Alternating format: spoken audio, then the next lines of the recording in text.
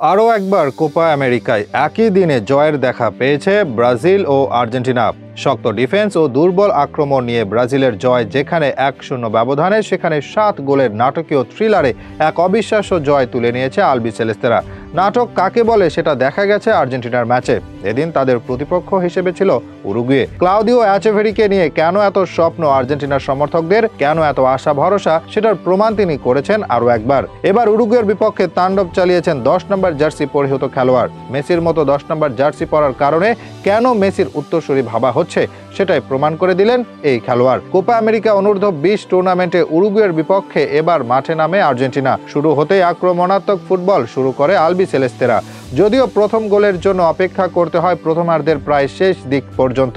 ম্যাচের 38 মিনিটে দলকে এগিয়ে দেন এচেভেরি। মাহের মাউরিসিওর কাছ থেকে বল নিয়ে গোলকিপারকে কাটিয়ে বল জড়িয়ে দেন জালে। বিরতির আগে অতিরিক্ত সময়ে আরও একবার তিনি নিজের নাম তোলেন স্কোরশিটে। রেফারি শুরুতে অফসাইডের বাঁশি বাজালেও ভিডিও অ্যাসিস্ট্যান্ট রেফারি পরে দেখতে পারে ওয়ান সাইডে ছিলেন তিনি। তাতে 2-0 গোলে এগিয়ে থেকে বিরতিতে যায় আর্জেন্টিনার যুবারা।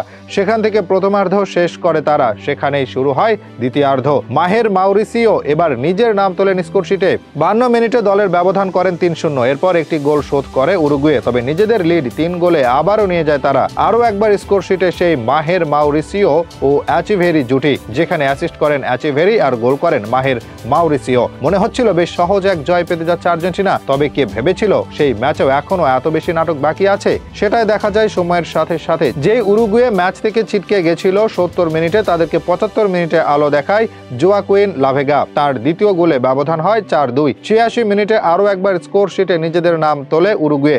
যদিও তখন খেলা অনেকটা শেষের পথে, তবে এই গোলের মধ্য দিয়ে ভয় ধরিয়ে দেয় আর্জেন্টিনাকে। ভাগ্যিস সেখান থেকে বেরিয়ে এসেছিল তারা, হজম করেনি আর কোনো গোল। আর এতে করে 7 গোলের নাটকীয় থ্রিলারে 4-3 গোলের অসাধারণ এক জয় তুলে নেয় আর্জেন্টিনা।